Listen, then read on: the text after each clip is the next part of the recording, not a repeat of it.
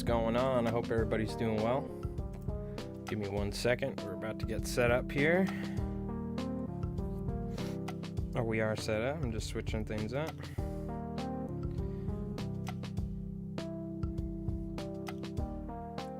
Appreciate everybody tuning in early here. Just give me 1 second. Swap the camera over here.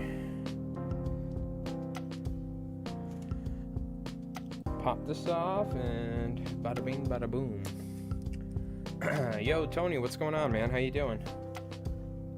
Shut this off. Yo, how's it going, Gabe? Appreciate you. I hope you're doing well. Hope everybody's doing good. We got the folks on Twitch and the folks on YouTube. Hope everybody's doing well. How's everybody doing? Welcome on in. Welcome on in. Let's get this camera set up a little bit better here.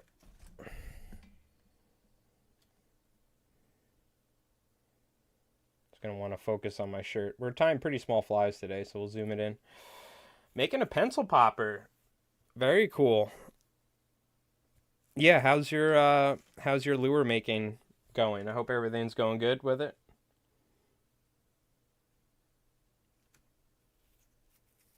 How's your woodworking kit and all that going? Your journey on lure making? So, commercial fly tying. It's that time of the year where I have to tie hundreds and hundreds of Alby flies. So that's what I'm going to be doing for the next month and a half. Until Alby show up, and then even then. But I have some C70 SD big game hooks. These are still some of the older style, but they work great. And we're just going to pretty much tie as many of these as we can today. We're going to be working on the tails and then the bodies, or the rest of them. And these are for Whitewater, a local tackle shop of ours out here on Long Island. So, yo, Southern Fly Guy. Hope you're doing well. Let's get this thing set up. Zoom in enough to where my Hurley shirt isn't going to be focusing the whole time. Yeah, so these are size 2s. We have monofilament thread tied on there. And these are Mickelsons. These are classic Alby flies here on Long Island. You know, I might need to turn on the AC. I had it off, but let me put these... Let me change my filter real quick on my stream, so you guys don't hear the AC. Audio input, filters, put noise suppression on. Let me turn my AC on. Give me 1 sec.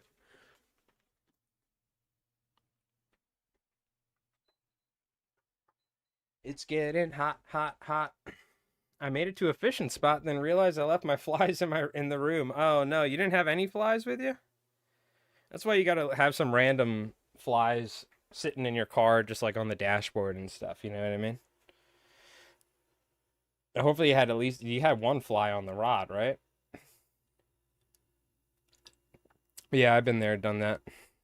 It's called the one fly challenge, is what I like to call that. Turn this down just a little bit. Okay, so we got some hooks. I have a brand new pack of some flat braid.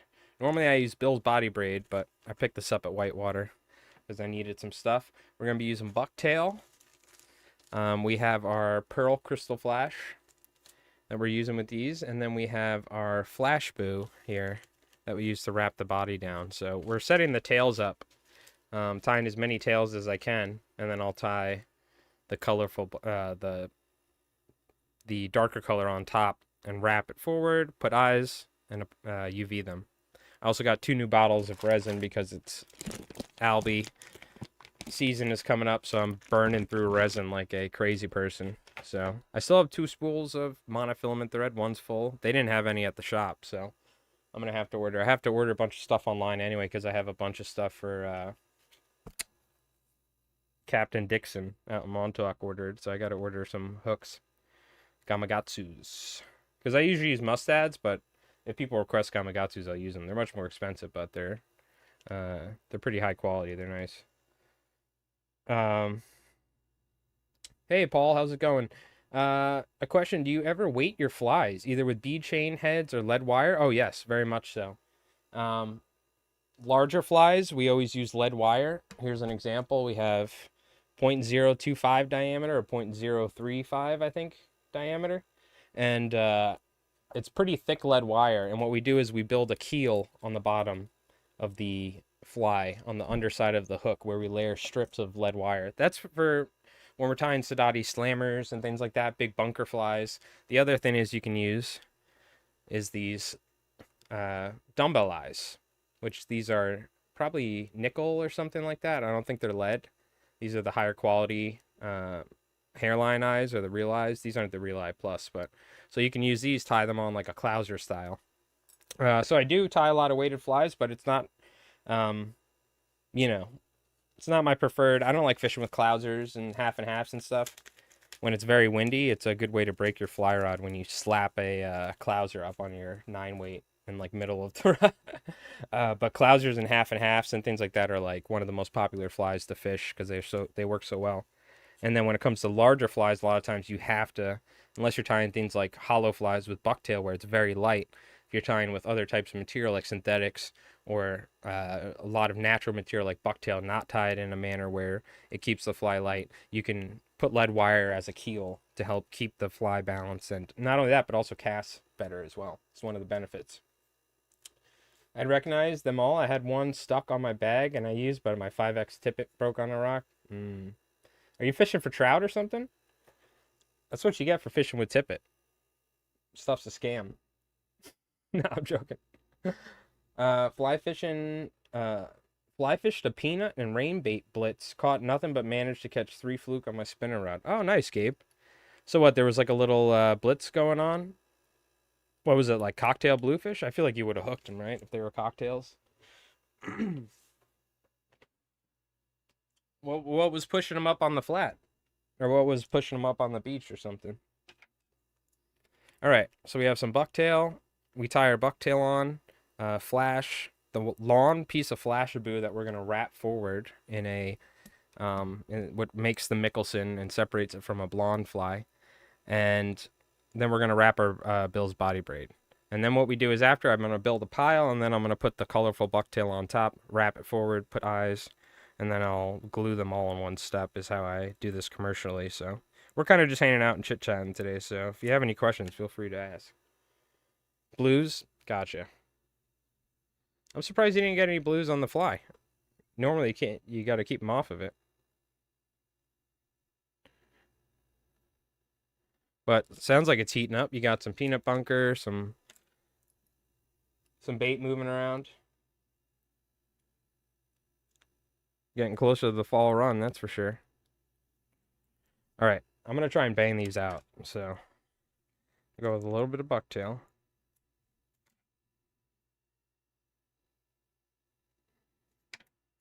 It'll take probably about half a pencil's worth of bucktail or something like that. I'm actually going to set up this bag like this, and now I can just pull the crystal flash. So I just take one piece and I fold it over a couple times, and then I just tie it on there. So we do the bucktail, then crystal flash, then the long piece of Flashaboo, then the body braid, and we rinse and repeat.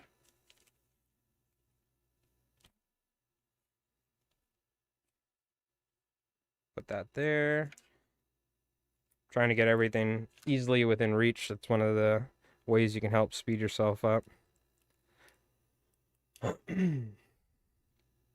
But how's everybody doing? I hope everybody's doing well. Hopefully you had a great weekend. Finally got my truck inspected. Let's go. Let's go. So excited. Yo, Jin. My sub-months have caught up to my age. Lol. ITM Mike and chat. Any Albies yet? Nothing yet on Long Island, but I see some people in Rhode Island and places like that starting to get some bonito and whatnot. So I had some people up in Rhode Island buy some Alby flies, and I think they were getting ready. So I think bonito and Spanish mac are showing up. So any day now, up there, I'm assuming you're gonna start seeing them, Jen. probably in like a couple weeks, if not the least. But we're gonna probably start seeing fish around um, probably around the second week, probably the second week of September, but maybe the first. We might get little bonito and Spanish mackerel and stuff, but thank you, Jen, by the way. 64 months. Give it up. Round of applause for our man. 64 months. Being a Twitch sub. Give it up. Round of applause. All-star here on the channel. Moderator. The early bite and mass is hot right now? Nice. Well, then we might get some fish early then this year. Hence why I am rapid fire tying flies. We're off to a bad start. We got to speed it up. We should get a clock going. Yo, Doc, how's it going, dude? I hope you're doing well. Oh, you got your first fluke on the fly, Gabe. That's awesome. Where did you get it? Was it in an unexpected spot? Was it near the flats or something? You get them near a drop off a channel? What were you fishing? Because I know you were trying to get a fluke. I'm glad you finally got one on the fly.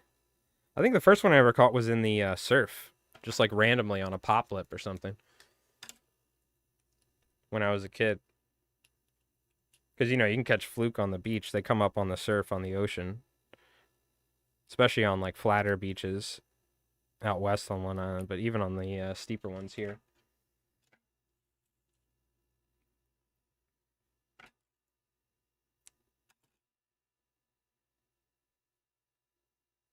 Oh, my God. I was, like, driving back. It's only, like, a 10-15 minute drive from where I got my truck inspected. But I left when all the trade parade is leaving from the east end of Long Island. And it was like legitimately 45 minutes to go what normally takes like 5 to 10 minutes.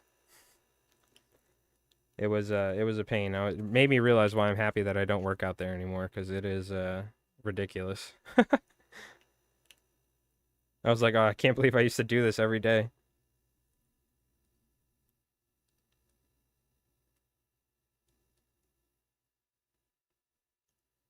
So I tied some size 4s of these epoxy baitfish for this one shop locally.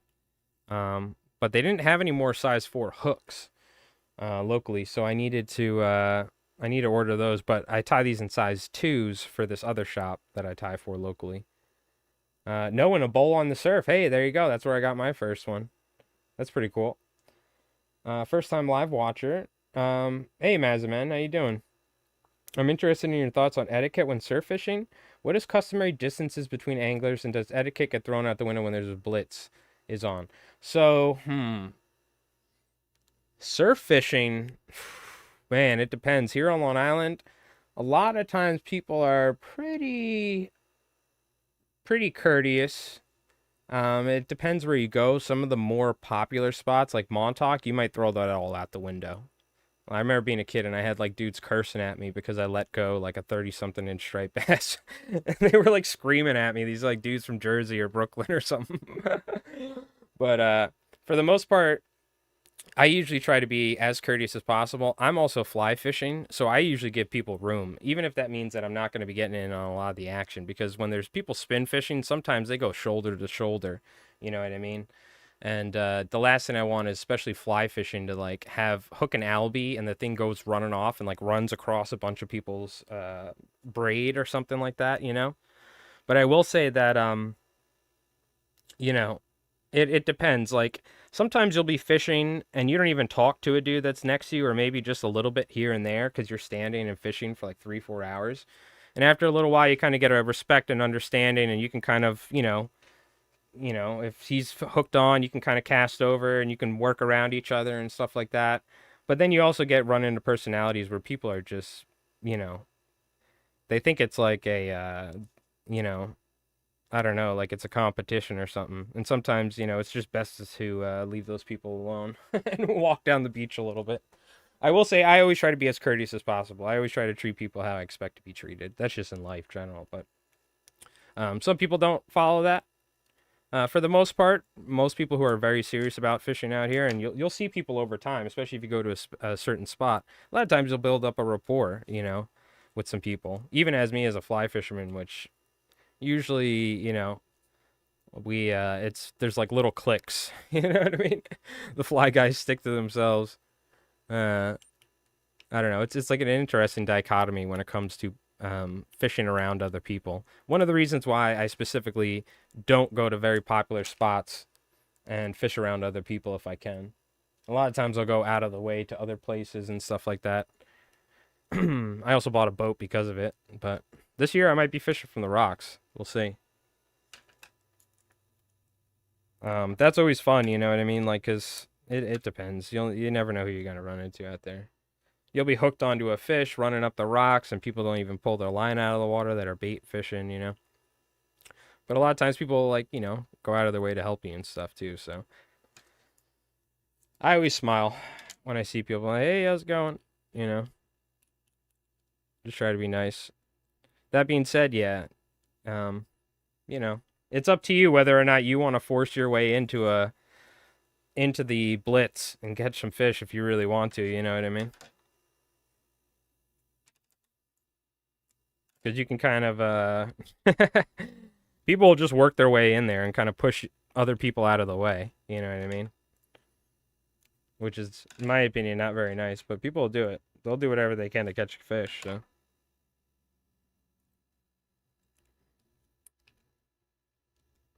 Now, if I need to, I might exchange some words, which I try not to, but it happens. Let's say I'm fishing at the inlet, literally hooked an Alby. Some dude casts a jig over my line, and because of it, the fish pops off because of I get slack in the tension and this and that. And then, like, sometimes I'll say something. I'll be like, what are you doing, man? You know what I mean? Sometimes there may be some other words mixed in, but I'm never trying to get into a fight with anybody over a fishing spot. But, I'm also going to stand up for myself when I'm out there. And some people just don't have respect, unfortunately. But it depends where you are, right? That's why it helps just to be nice, you know what I mean? And I end up making some friends out there and whatnot, and you know what I mean? Power in numbers. Because this is literally how fishing goes, right, out here. We go to the inlet, we're fishing. I have a group of, people that I know. I'm like a commercial fly tyer, so there's a bunch of other people fly fishing. There's old dudes, like old cops that are retired and stuff, and I'm hanging out with them, smoking cigarettes, they're smoking cigars, you know what I mean? And we're just chit-chatting. And usually we have like 4 or 5 people lined up on a certain spot on the rocks, and we got that stuff locked down with the rods. We're fly fishing too, so people do not, you know what I mean? So we try to work where if I'm a lefty, you're a righty, we stand in certain ways and stuff. But I mean, if you step away for a little bit, somebody might come and so you got to kind of stand there and just fish, and you and your buddies kind of lock down an area. That's kind of how it works. You know what I mean? That's why I used to joke on like in that one Alby parody how it's like gains and stuff and clicks. You know what I mean? We're throwing gain signs because you kind of need to lock down a spot, and you and some other people you have a rapport with, you're like, all right, like, hey, just I'm gonna put my rod here real quick. You wanna? And he'll like shuffle over a little bit. You know what I mean? It's silly, but that's how it works. Uh, so power in numbers as well. I've physically seen people get into fistfights over a specific rock before at night. If that gives you an idea how some crazy people are, you know what I mean? And funnier enough, like sometimes the rock makes a difference when you're throwing a jig at night and bouncing it down the inlet. But that being said, you never get into a fight over somebody over a fishing spot. But there's a lot of interesting personalities when it comes to surf fishing in particular. So whether, whatever way they're fishing. Bait, lures, plugs, or flies, whatever. It takes an interesting breed to want to stand on the beach all night in the surf and fish in complete darkness for like 40 pounders when you have work the next day. You know what I mean? We desperately need rain over here to bring some salmon in. Our recent dry summers have been a nightmare for our migratory species here. In Cornwall, the beaches are heaving with surfers. Or heavy, gotcha.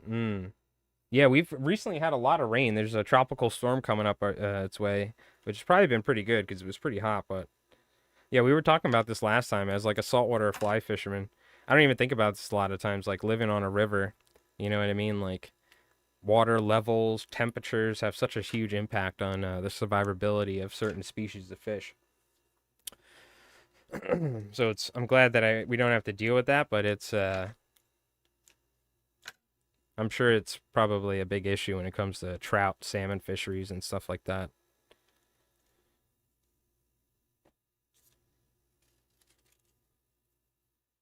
I use flies and bombarda as it's safer for the holiday makers than fly fishing now. Yeah.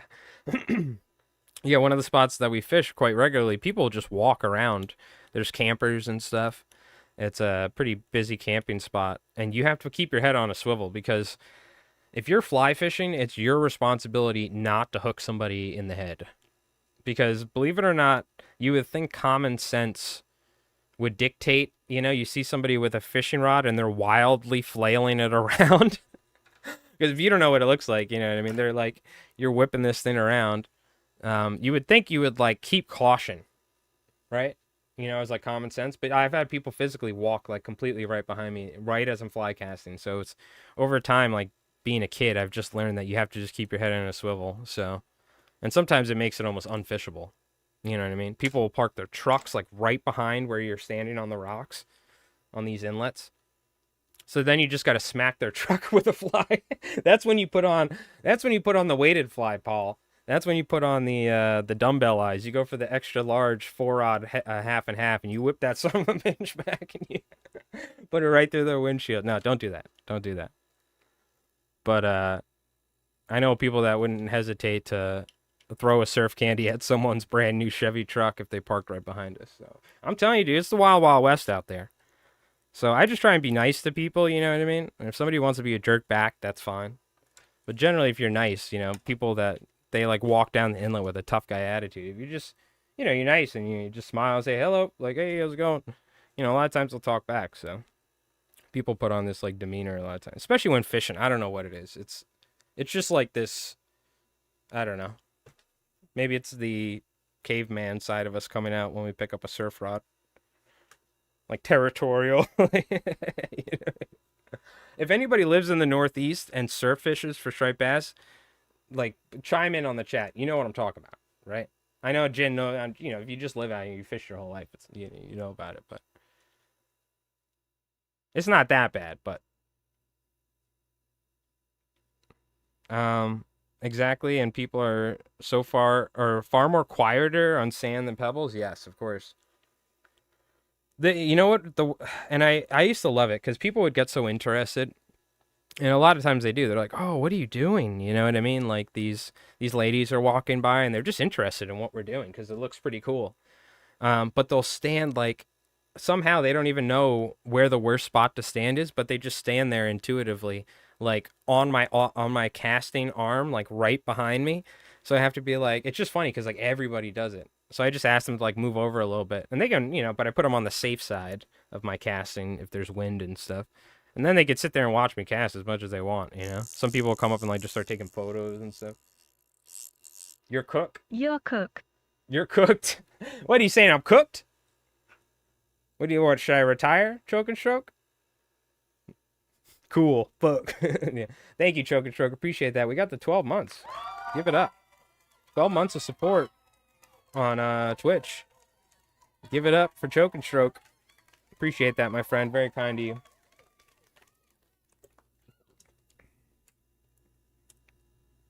Yeah, we're working on some Mickelsons here. These are for Whitewater Outfitters, a tackle shop here on Long Island, and they have a very large selection of fly fishing and fly tying stuff. So, great place if you're here on Long Island. You can check them out. We've been fly tying for them for years now at this point. I think they were the place that I tied for like first back when I was like in high school and stuff like that. I started tying flies for them periodically. So shout out to Whitewater Outfitters. Yeet. So you bought a truck, Jen? I heard you bought a truck. That's awesome. What did you get rid of the old 5 Series? You not kicking the clutch anymore or what? Or you still got that thing? You're gonna turn it into a drift car? You're gonna weld the differential on it. Go straight pipe. Get that inline 6 motor screaming. Hell yeah. I'm all for it. I'll help you strip it out if you want. We'll take the sound deadening out. Rip the interior out. Don't tell me you got rid of it. I have fond memories of the 5 Series, late 90s 5 Series, because one of my friends in high school, his older brother who lived in the city, had a 528i. And that thing, stick shift, that was a mammoth. Like, he did some stuff in that car on the back roads at night too. I was very impressed with that car. But we used to drive it from Eastern Long Island out to Queens when we'd go stay in Queens, and it was just a great car. You'd be like, pull up next to Ferraris on the LIE or something like that. It was a good time. They're great. They're great cars. Problem is, after a certain time, you gotta lease BMWs, not buy them. Good luck with that. But I do like, I do like that era of BMWs. It was the E40s, I think it was.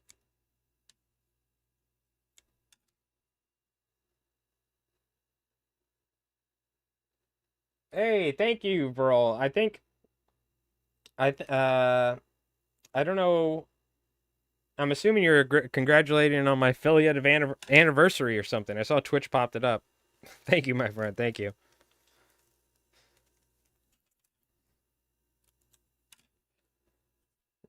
Yes, I forgot Twitch has that like option. You can send that. Yeah, I don't even know. It's probably been like 6 years or something. No, it's a while. I think it's 6. It could be 5 years. Might be 5. That sounds about right, actually. It's 5, probably. I think it was 2019. E39, you want it? Oh, man, don't tempt me. No, no, no. Unfortunately, I would love to, but I can't. We gotta fix the boat first. I mean, if you're gonna throw it out, if you're gonna throw out a perfectly functioning BMW E39, then let me know. But no, I would love to pick up a 5 Series to rip around, but that's all right. We ain't balling that hard. These flies are paying my car insurance. these these Mickelsons. So, oh god. Yeah, he's up in Mass. Not actually relatively close. Yeah, stick shift 528, rear wheel drive. Ooh, baby. That's a fun car right there. I know a guy. Okay. I love that. I don't know why, but I pictured you saying that with like a shady voice or something.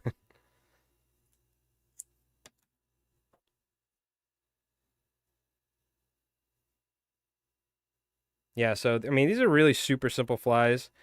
So if anyone doesn't know, Glenn Mickelson, an amazing fly tyer from here on Long Island, an amazing fly fisherman when it comes to fishing for false albacore. He's been out there on these rocks out here on Eastern Long Island catching false albacore before I was alive. So this is one of the flies he developed for fishing for false albacore and striped bass and stuff like that in the fall time. And it was developed out here where I fish.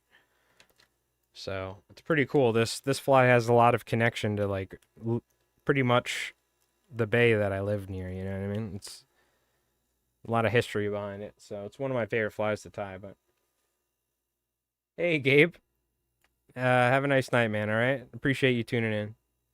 That's a good deal, Doc. Right? Yeah, I'm telling you, a year's worth of flies. I'll trade a year's worth of flies. Yeah. Mm-hmm. But you should try and sell it. But if you can't sell it, I'll trade you a year's worth of flies. And more. How about a lifetime worth of flies? Then I'll strip my 240, throw it out, and then throw an SR20 in the BMW when it's 25 years old, straight pipe it, and get arrested for sound violations. How does that sound? But if you could sell it, sell it. If you can't sell that thing, you let me know. We'll work something out.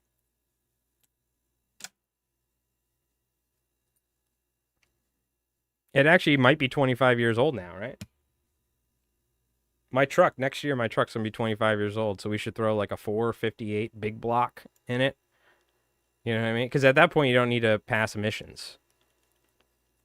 So, you can just do whatever you want. You want to get like a Jegs 350 iron block, you could throw it in like a, in a Miata if you really want. Oh, 3, okay, gotcha. Yeah. Well, you try and sell the darn thing. And if not, you let me know.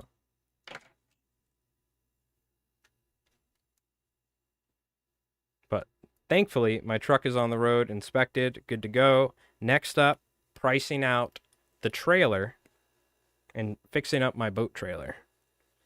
And then after that, we slap a trim unit on it. Bada bing, bada boom, we're catching Albies. Mm-hmm. Oh, I know you are. I know you kept care of that car. Yeah, seriously, try and sell it. If you can't, then you let me know. I'll get rid of that 240 in a second and figure something out. Not that I necessarily, I mean, the thing is I just don't necessarily want to drive my truck far. So at some point I would like to get another car, but maybe something like not a race car. But we'll see.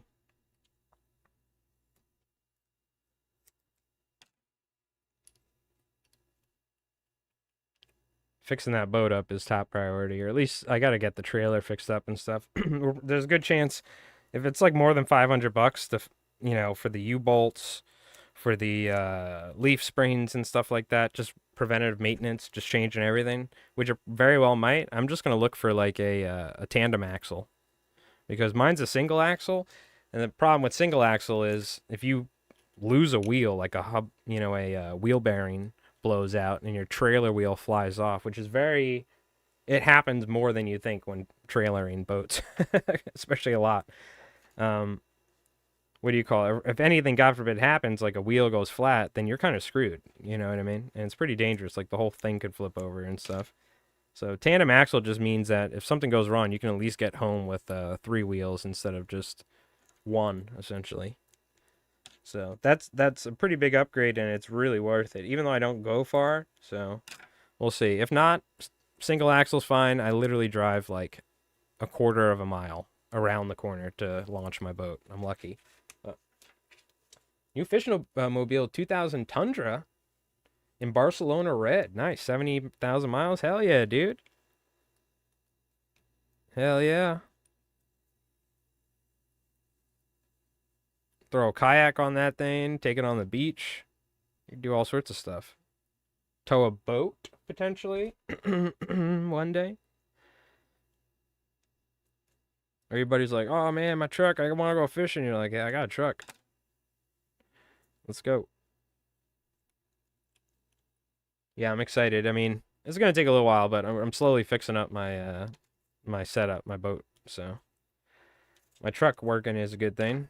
That means we can at least drive around and go fishing this fall. Not feel bad about throwing waders in my pop's car. That's the idea. Mm-hmm. Nice, congratulations, dude. New truck. That's awesome. That's pretty new too. 2020 and only 70,000. That's like a brand new truck almost to me. To me, that's brand new. Every vehicle I've ever owned is like always like 20-year-old plus by the time I get it. I think the Suburban I got when I was like 15 years old or something like that, that truck. It was like the youngest car I ever had. I've always had like 80s and 90s and stuff like that, you know what I mean? I am partial to 90s vehicles, whether they be Japanese or European or certain trucks and stuff like that. The occasional Trans Am as well. Funny, my dream car used to be a WS6 Trans Am, 2001 with an LS1 and a T56 six-speed transmission. Ooh, baby. That's a fun car right there with a independent rear suspension. It's got the WS6 package. It's like the last Trans Am. Oh no, they made some Trans Ams, or they had the GTO G8s or whatever. I forgot. G6s or whatever. And that one Chevy car that looks like just like a cop car or like a regular car, but it's like a V8 supercar. Yeah, those are like my favorite. I used to love Pontiac and the Trans Am chassis and stuff, but then I learned about Japanese cars, and that's where RX-7s, 13Bs, blowing coolant seals on a rainy day, revving it up and dumping it. Mm-hmm. Nissan Silvias, 240s, SR20s, H-gas blow-off valves. Going drifting in New Jersey. Good times. Now I have a boat, so you can only have one money sink at a time. So the boat took over the race car life, so. And honestly, I think the boat is, even though I haven't been able to fix it, I used to spend a lot of money on drifting, just between tires, let alone anything else. So, the boat's not too bad, but you gotta do it right. You can't buy a new boat. You buy a new boat, and you know, well, I guess you probably have $100,000 or something. Okay, there, Bandit. Oh, dude, what I wouldn't give. What year is that? Is that a 78 or 79, right? Trans Am with the rocker? Burt Reynolds style? Oh my God. You want to talk about pure testosterone? Burt Reynolds with chest hair, driving a Trans Am, hitting jumps. That's a sick Trans Am too. I had a buddy that had one.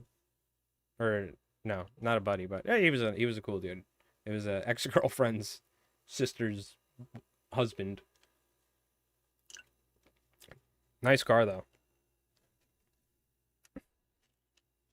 Yeah, we used to be into the old school stuff. My buddy had I never had anything old. I had an 87 Trans Am, and my friend's dad called me Joe Dirt.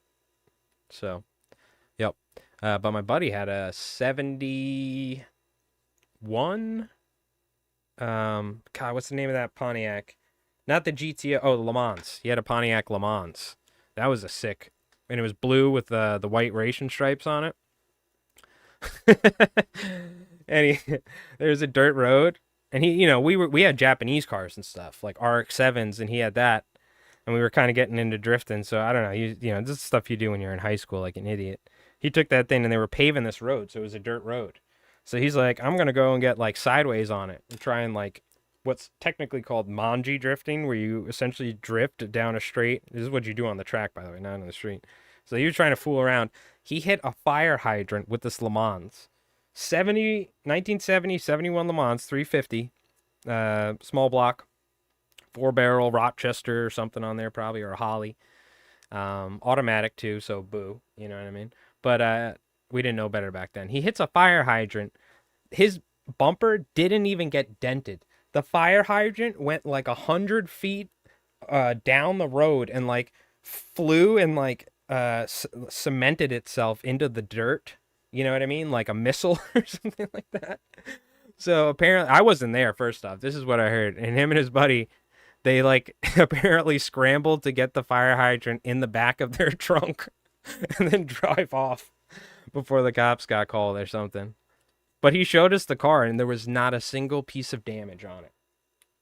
Not a single piece on the chrome. There was like a nick on the chrome of the bumper. And in the back of it, he had like a whole fire hydrant. And we checked. Like I went to the road like later that day. You could see, or the next day. I'll never forget. I was like, okay, that chassis is a little bit stronger than I thought it was. Oh man, that was so good. I'll never forget it too. Like I was expecting the front of his car to be destroyed. It was like barely a dent. Oh my God. Yeah, that's why you don't. That's why you go to the track, all right?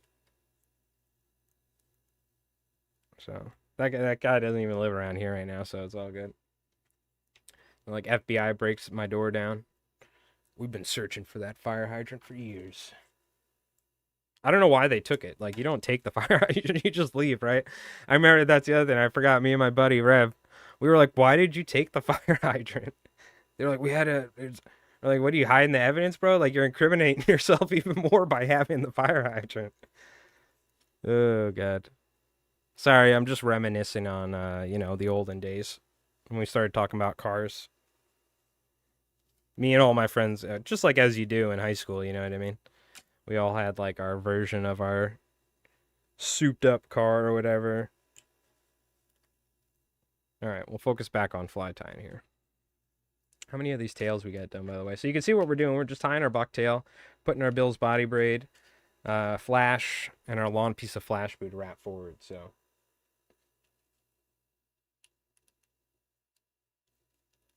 hey Sevens, what's up? How you doing? Hope you're doing well.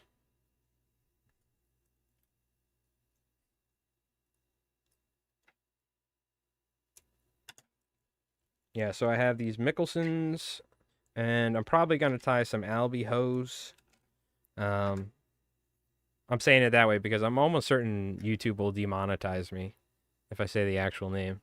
Or if I can't put that in a title anymore. I think I have to change my other video because I couldn't monetize that one video. Oh, the Alby Ho.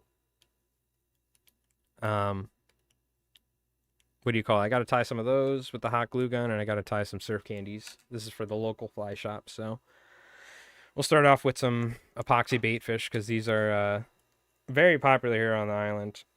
So, this is one of my favorite Alby flies as well. I'm doing pretty good. Doing all right. I'm a little shot at the moment. I was running around all over today, and I finally went and got my truck inspected, so I got that done. Hallelujah. Had to sit in like an hour or 45 minutes worth of traffic or something to get home. But we're good. I got it done, so I'm happy about that. I actually cleaned off my kayak too earlier today, so there's a good chance maybe we'll take that thing out somewhere some point this year. If I don't get my boat up and running, maybe I'll throw that kayak out somewhere up on the North Shore. We'll try and stream some Alby fishing up there and not drown. I gotta make sure that thing still is like good. It's been sitting for a little bit. I haven't used it for a while. Gonna have to test it locally first. Still got my Minn Kota trolling motor and everything, and my battery, so I think everything works if I'm not wrong. So maybe we'll give that a try. Thing is, putting that kayak on my roof. That's one of the reasons I stopped using it because my Suburban is so tall that oh man, used to beat my back up. No, I've never launched a kayak from surf. At least on the South Shore. No, I've never done it. Or at least my kayak, especially not my kayak. It's a little it's not really made for that sort of thing. On a calm day you probably could, but our beaches are pretty steep over here. So the surf like literally breaks like right on the beach. So imagine you launch and it's calm and all of a sudden the surf comes up. Like you're just gonna destroy like, I don't even think you can get the kayak back in with like a 3-4 foot surf. It's just gonna flip the thing like so obviously on the like North Shore you can do it. Because it's completely different. On the South Shore, the Atlantic side, it you could do it, but I wouldn't do it with my kayak because my kayak's like completely open top, but it's like pretty much like a boat, the Old Town Predator. It's very, very large. So I wouldn't feel confident doing that. Like even a like 1.5, 2 foot chop or something with the current. God forbid that thing turns sideways, like breaks all of my fly rods. Like, oh god. Yeah. Luckily, we got boats. I know people with boats. So if we want to go in the ocean, we just go on the boat. You know what I mean?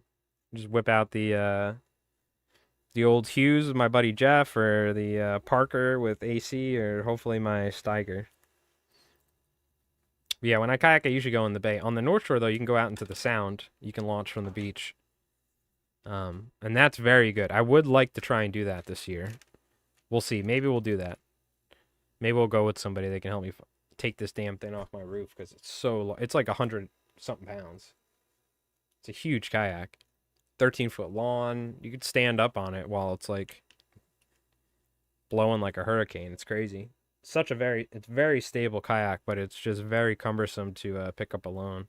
I used to have a Subaru. It was much easier because the Subaru had like an Outback or something, or like I think it was an Outback or something like that. Much lower to the ground, so I could kind of put one side up and whatnot. I can do that now, but I mean it's a lot. The only reason why it's an issue is because I have a really bad back. So for anyone that's been watching for a while, you know that. But so just sitting in the kayak fishing for 5 hours ends up hurting my back enough. So then you got to put it up on top of the roof. That's the issue. So I bought a trailer at one point. I was going to do a trailer for it, but then I ended up just getting a boat. So I think what I can do though is like just open the back of my truck and like turn the kayak sideways and then like jam it in there. The only thing I'm afraid of is after fishing with it, it's gonna like completely get my truck like covered in beach sand and stuff, you know. So I have to figure out what I'm gonna do. I'll probably just go with somebody so they can help me throw it on the roof. Yeah, I think it's like 110 pounds, I want to say, at the moment because I put it on a metal bracket for the motor and I threw on the rudder kit and stuff. And I think stock it was like 105 or like 100 pounds from the factory. So for just a very wide, deep stern kayak, you know what I mean? It's a little cumbersome at times. They actually have one now where it's got a built-in Minn Kota module where it's a motor that just like pops directly into where like the foot pedal system works. So they actually have like I think one of the most pimped out electric kayak motor systems factory. So I was always a big fan of Old Town Predators. If you're not if you don't have a bad back like me and you're a strong, relatively strong young man or old man, and you can pick up a kayak, then the Old Town's really nice. Otherwise, like some of the Hobies and stuff, the smaller Hobies are easier, or just your standard sitting kayaks are like half the weight of these things. Or you could go, what do you call it? And I just realized we didn't put any flash on here because I got sidetracked. Let me just do that. You could always go with a paddleboard. Now, that's a lot more work, but I know some people that fly fish from paddleboards and they get some stuff done. That's for sure. They catch a lot of fish.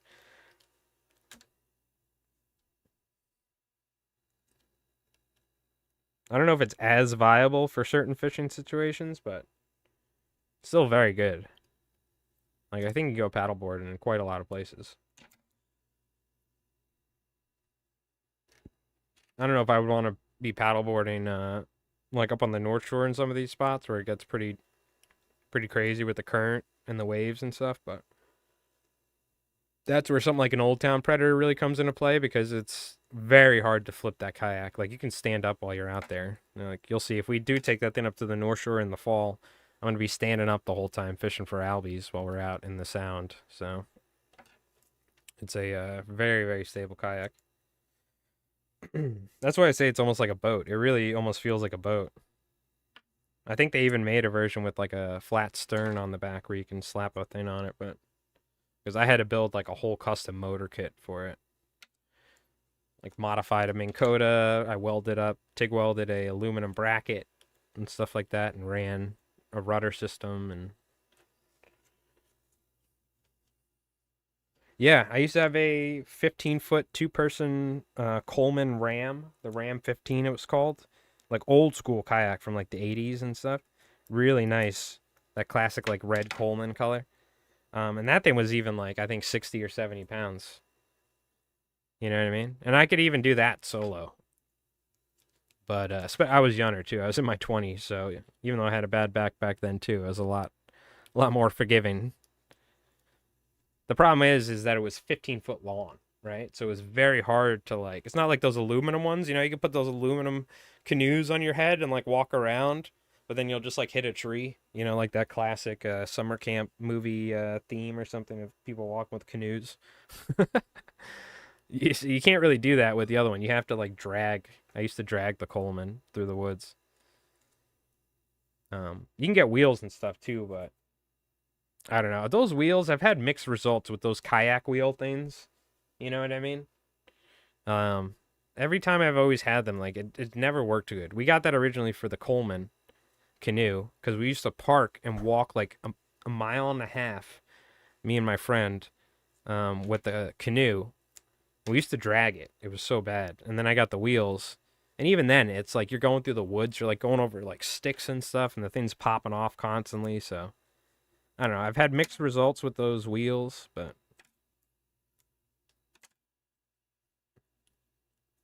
it definitely helps. But I just back my truck up right to the water and I just throw that kayak in, is what I usually do. What I should do is take all the straps off, back up as fast as I can, hit the brakes, and just have it go flying off the roof. Oh, good. It definitely won't last long if I do that. It'd be pretty funny though. It'd probably just like shatter it, like crack the hull. You got a double flash boot here. We're gonna pop that off.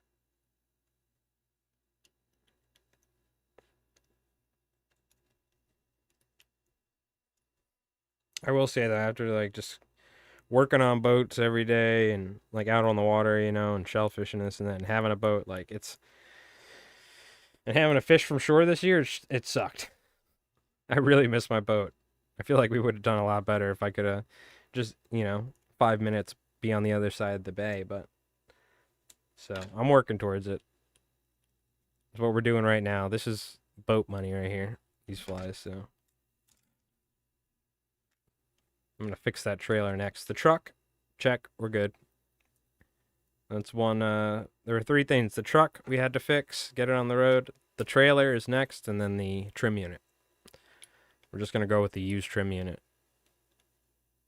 And hopefully it lasts for a season or two. Because the new one is just, it's too expensive for a 20-year-old motor, you know what I mean? I still am going to do a compression test on the motor before I swap it, just in case, God forbid, one of the cylinders is low or something like that, then it's probably not worth throwing a trim unit on. It's worth just saving up for a used outboard, but it's a Honda 130. It's called the BF 130. So we could always upgrade to like a 135 or a 150. That boat could take a 200, I'm pretty certain. A 21-foot Steiger. But I think a 150 is like perfect. The 130 is great. That boat moves with a 130 20-year-old Honda motor. So runs good too.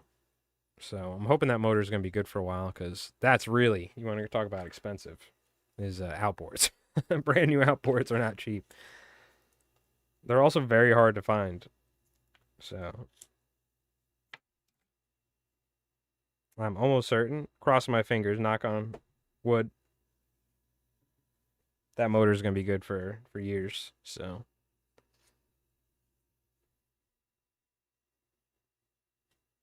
fairly simple to work on as well, being a Honda. I do like Hondas in general, just whether it be marine or obviously cars. When I was a mechanic, there's nothing better than working on like a Honda or like a Camry or something, you know what I mean?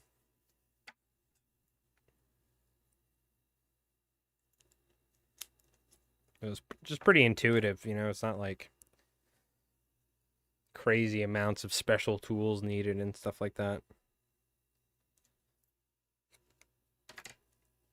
All right. Making some progress here. I am starting to get a little bit, even though normally I'd be doing this for hours, maybe we throw some color on top of these here soon. So we can mix it up a little bit so you guys don't have to stare at me tying Mickelson tails the whole time. We got olive, chartreuse and white, pink and white, tan and white. Those are the 4 main colors. Probably start with those, so we could pick one of those colors, or we could do a variety of them, I guess. Ideally, 4 dozen of them. I don't know if I have 4 dozen size 2s, but we're just hanging out and tying. I'm not gonna get all this done tonight. I'm probably gonna, when I get done with the stream, I usually eat something and then I put on something like YouTube or Twitch, who knows, and then I'll just tie. So I'll be tying these tonight, trying to get as many done and finish those. I got clousers next. I got a lot of clousers for another shop. But I think we'll swap over to tying the tops of these flies. I appreciate everybody hanging out, spending some time with us. What color should we go with? I'm going to ask you, chat. We got to tie olive, chartreuse, pink and white, and what is it? Olive, chartreuse, pink and white, and tan and white. So what color should we start with? Excuse me. What color do you guys want to see? We got olive. Let me actually break these out. You can see the bucktail box right here.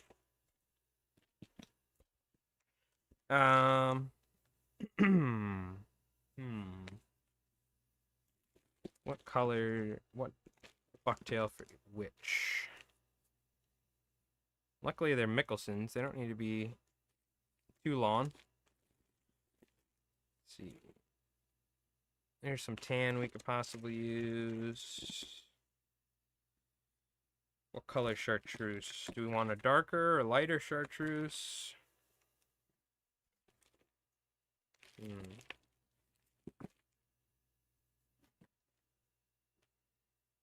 think we'll go with this lighter color, because that's kind of the go-to. Chartreuse, some tan. Where's our olive at? No, I was just using some. Here we go. Is that it? There we go. Is that? And then pink. I feel like I'm crazy. I feel like I was just using... Oh, is this it maybe? Maybe it was one of these, I guess. I just have too many bucktails. I end up like flipping them over and then I'm like, oh, that's where that one is. It's under here.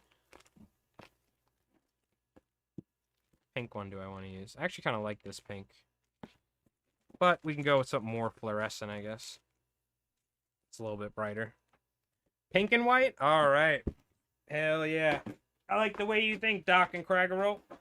Oh my god. It's like 20 pounds of bucktail in here or something. There's like 100 bucktails in there. Okay.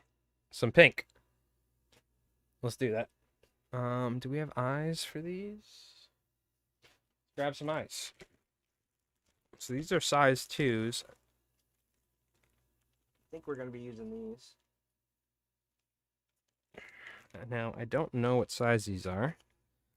Unfortunately, because I don't have the size. But these are from saltwaterflies.com, so whatever these are. They're pretty small.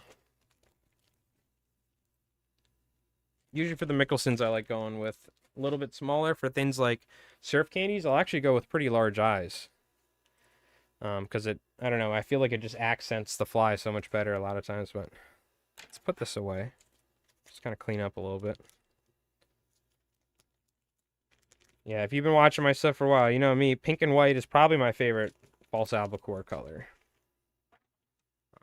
A lot of times striped bass included. Especially during the fall time, just in general in the fall time, pink and white.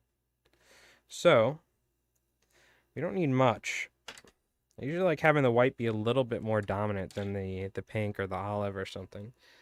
Because if you ever look at a baitfish, their bellies are, you know, the majority of their color is a either translucent or, you know, or what? Oh, I'm sorry, that was you, Jin. I'm sorry. I don't know why I thought that was Doc. My bad. Yeah, the pink and white. Perfect.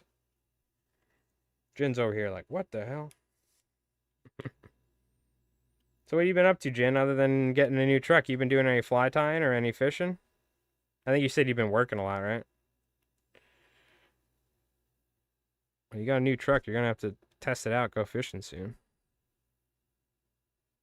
I'll tie your bucktail on top, and then all I'm going to do is pull the hair back and then wrap this forward.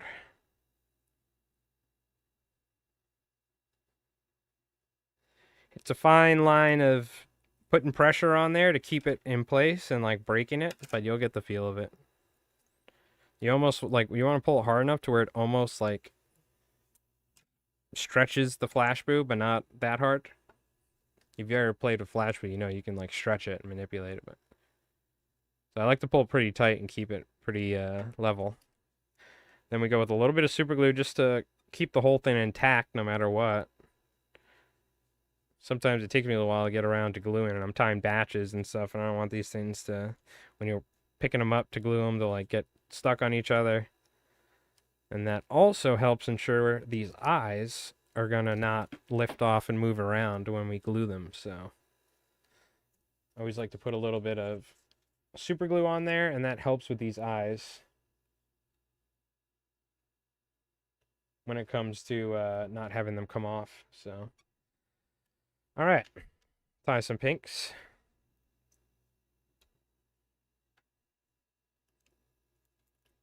I'm gonna take a break here shortly and just go use the restroom and grab a drink.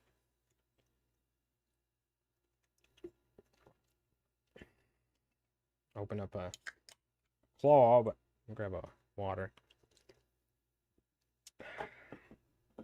All right. Hit the old hookah lounge.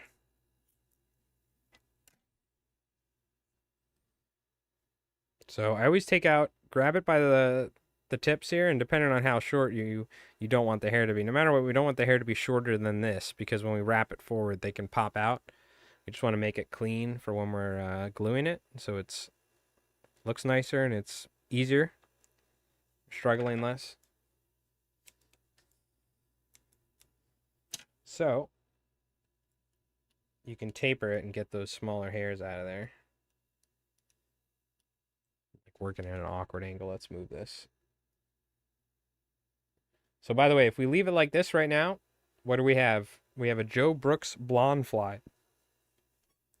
Then all you got to do to turn it into a Mickelson, which is pretty cool. And I suspect that Mickelson probably was tying some blondes and then figured this out. This is how I think he did it, but maybe not. I would love to ask him one day, but I've fished next to him for years. I don't think I've ever had a conversation with him. He's the sort of dude that you just kind of let him be. So one of those fishing dudes that you just kind of, you nod as you walk by and then you just let him be. You don't even need to talk. Spent a week on Lake Champlain in Vermont celebrating my mom's 95th birthday with the family, and hired a guide for bowfin, but was skunked. Did catch some smallies, white perch, and yellow perch. Oh, that's pretty cool, man. Yeah, bowfin are interesting, right? That's an interesting fish. But I'm glad you had a good time, at least, it sounds like. Spent some time with the family. That's cool.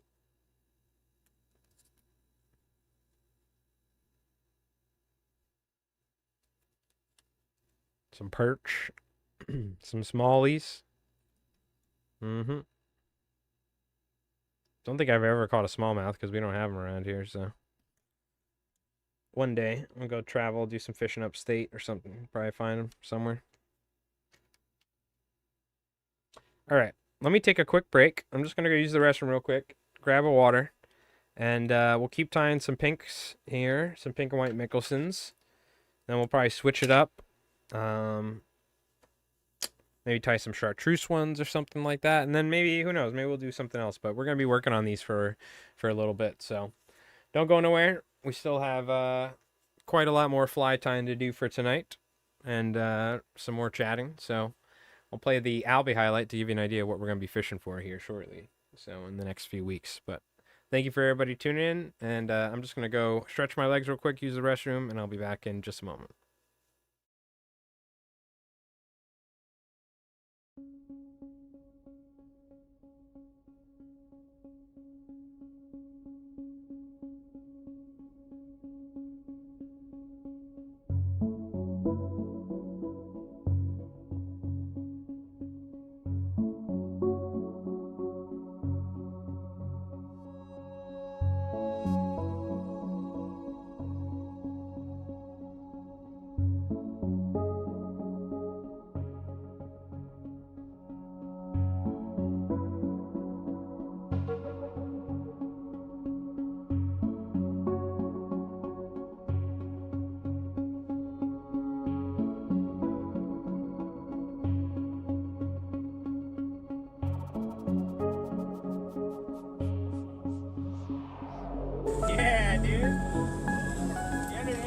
tight. Stay tight, all right?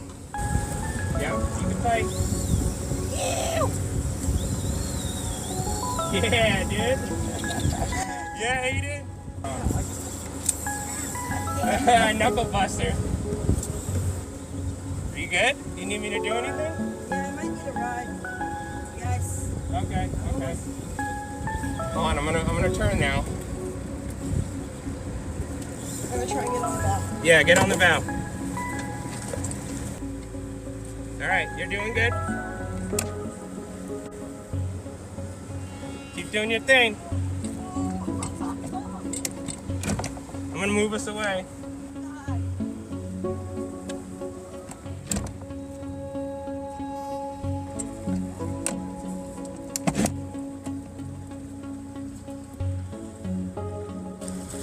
Is that a little one? No, that's a nice one. Oh, let's go! Come here, hold next to your alley.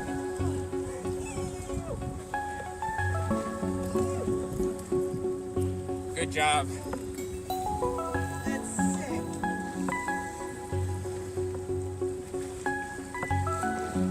All right. Nice. Let's go! Alby slap! Good job, dude. Yee!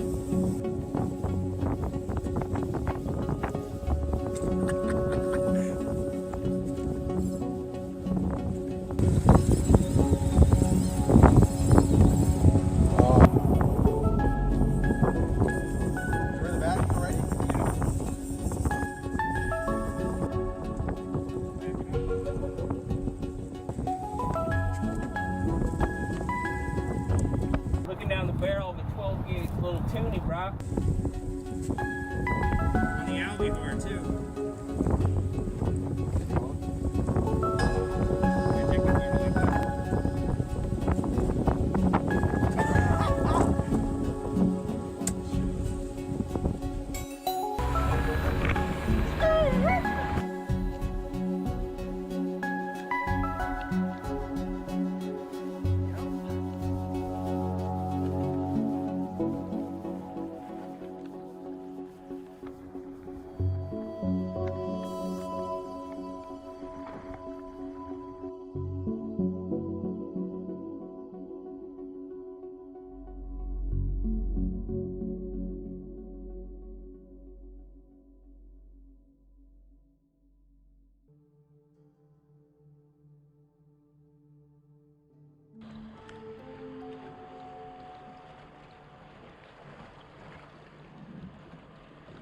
Oh my God, dude!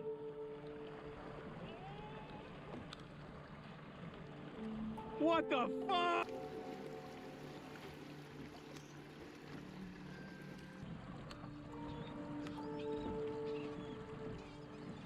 Woohoo!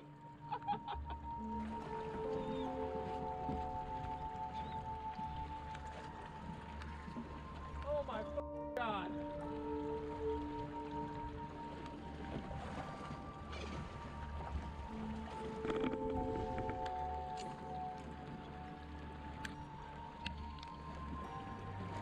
Yep.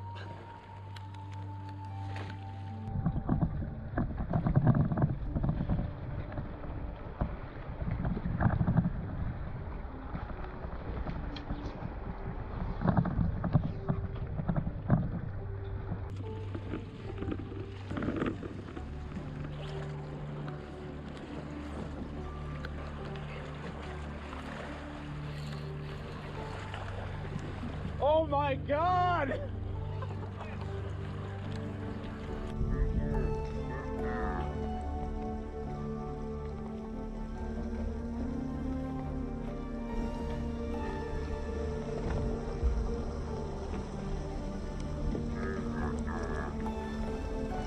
I gotta turn the boat so I can cast.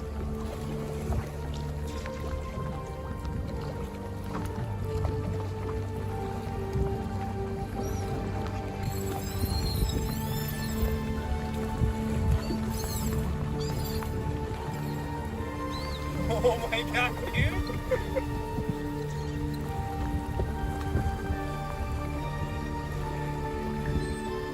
Alright, get back to catching him, Diego.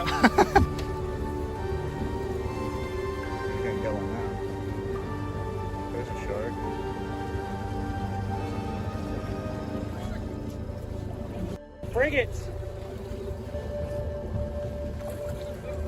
Alby? Frigates. Frigate. Whoa! Whoa! There's gotta be bluefin or something. Look at. Hell yeah, dude. To grab a fish like that, to grab a fly like that, a big deceiver.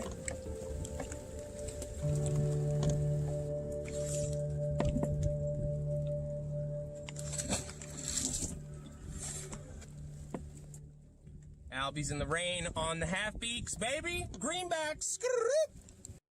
And until next time, guys, we'll see you. And as always, slam it, cores.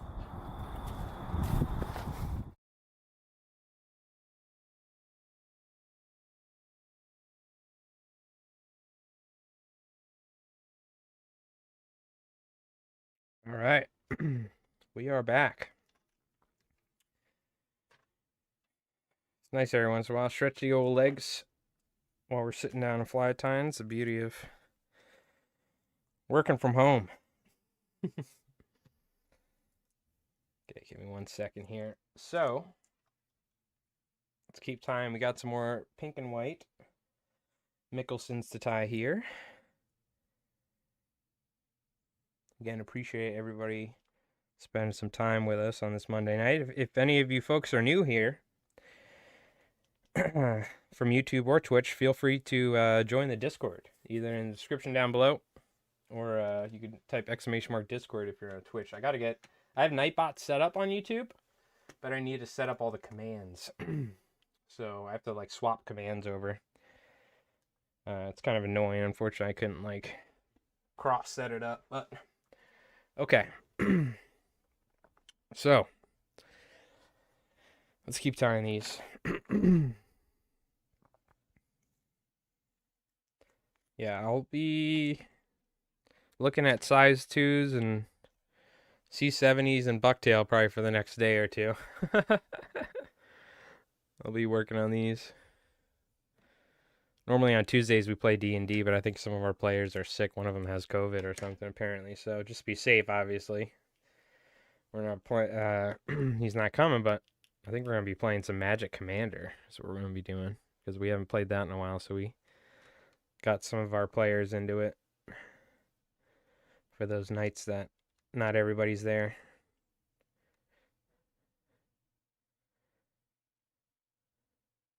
With that being said, Thursday. Yeah, Thursday I went to Yu-Gi-Oh! Got my butt kicked, but at the card shop. But tied 1 game, lost 2, and won 1 because, it was a bye. They left. So my 1 win was because somebody left, but that's okay. I'm still learning. I had a good time though. I was really misplaying really hard. I don't know why, but it's like I almost forgot everything. So it's gonna take me a little while to learn that game. It's quite complicated compared to other card games out there. At least played at the higher level. But it was fun. It's a good time. Sundays I run a game of Savage Worlds, which is like a role-playing game, kind of like D&D, but it's a different system.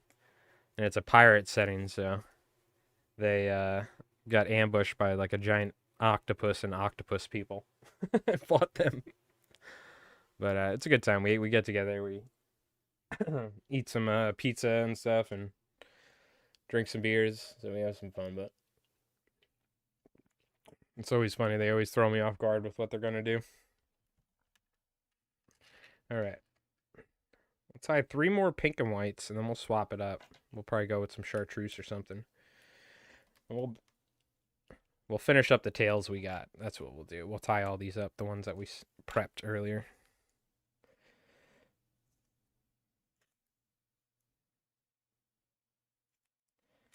Go ahead and get our pink here. And you can see these are pretty small, so we don't need the longest bucktail. But what I'm doing is I'm tapering it. I'm getting all that short hairs out of the way, because all these short hairs are just going to become a problem when you go to wrap that bucktail forward. Just trim that nice and flush.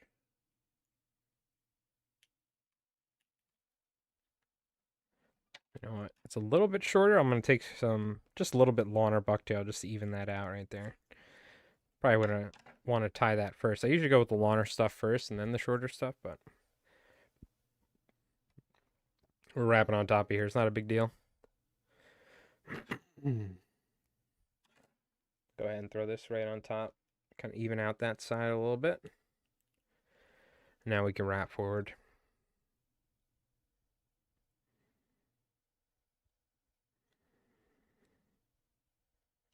So I usually try to start it a little bit forward, kind of on the body braid, and you can see I turn it, right? We're kind of wrapping it at an angle. I try to keep the spacing somewhat, pretty solid. You can wrap it as many times or as little times as you want. Obviously, I try to at least do like 3 or 4 wraps. But sometimes I do more. It's not like a... Theoretically, usually I'm pretty consistent with everything else. This I'm like kind of loose because I don't think it matters, and it kind of adds a little bit of personal touch. I don't think the fish care whether you have 4 or 5 wraps, but... My niece's husband is a guide on the lake, on Lake Champlain. Champlain, yes. Champlain. He took my daughter, it's just such a fun word to say. He took my daughter and others out to jig for lake trout, 80 to 100 feet. Damn, that's deep. And they caught a bunch 28-inch plus Lakers. Oh, very cool. Yeah, lake trout are wild, man. Get those on the fly. Mark Sadati loves tying slammers for those things. I remember back in the day, he used to talk about it all the time. Big lake trout. They eat like other trout. Very, very aggressive fish species. You can catch them on artificials, probably at the right time of year and stuff, you know what I mean? Even though I love saltwater fishing, it would be, I'm sure I could make do if I had to live inland somewhere, you know? You just gotta live in the right spot. Get the right kind of fishing going on. Find the thing that appeals the most. I could see throwing big streamers to lake trout. An appealing thing. Like in November or something, you know? Whenever. I will say, though, fishing in the cold is not fun. I couldn't jig with a fly rod at that depth. Well, you just don't have a deep enough sinking line and a 5-odd half and half with like an ounce of lead wire tied to it. That's what fishing off Block Island is like. You want to catch a really big striped bass on the fly this time of year? You go off Block Island, you drift over humps, you sink your fly line down to about 80, 90 feet. It takes about 2 minutes, sometimes more, 3, 4, 5 minutes. And then you strip it, and you strip it for like 40, 50 feet, and then you let it sink back down. And this is with like 14, 15-inch flies, 8-odds. And then you strip it, you let it back down, and that's what it's like. It's not the most luxury or the most elegant fly fishing you'll ever do, but that's how they do it. That being said, fishing 50 foot of water with a fly rod is very hard, but yeah, that's how I fish with Mark Sadati. I watched him catch a big bass doing it. I had a hit, but I couldn't catch one at that depth. We ended up catching some more fish too, because this is you go from Montauk, you drive about like 20 minutes or something like that, 30 minutes on when it's really rough, and you go out to Block Island. I've done it before with Jeff, you know what I mean? You shoot out from the lighthouse, and you shoot out towards, I think it's Plum Island, is it? I want to say. No, it's Block Island. I'm sorry, not Plum Island. There's like these massive windmills they have now. You could see them from a far distance, but you could see Block Island from Montauk. So I think you're going northwest-ish, or I want to say directly north from the lighthouse. It's probably like northwest. If you go out the inlet, you kind of just shoot straight out to Block Island. Yeah, and that's how you fish. The heaviest sinking line you can, big 8-odd, lead wire weighted and keeled Sadati slammers, and you let it sink and you strip it and you let it sink. That's how I fish under bunker pods a lot of times when we're fishing out in the ocean in like 30, 40 foot of water. That's one of the things I learned. Big bucktail flies are nice, but they don't sink as nicely as synthetic flies. Synthetic flies sink a lot quicker. So if you're tying like a synthetic Sadati slammer versus a big chicken feather one with tons of bucktail, they sink much quicker. There's just less resistance through the synthetic material. So Fishing under bunker pods with big synthetic flies are nice because they sink really quick. You know what I mean? They probably they sink twice as fast. If you ever fish with a giant feather and bucktail fly, even like a hollow fly tied with like sparse bucktail, it's just naturally how the material works. So, and that's what Mark was fishing. He was fishing big synthetic flies.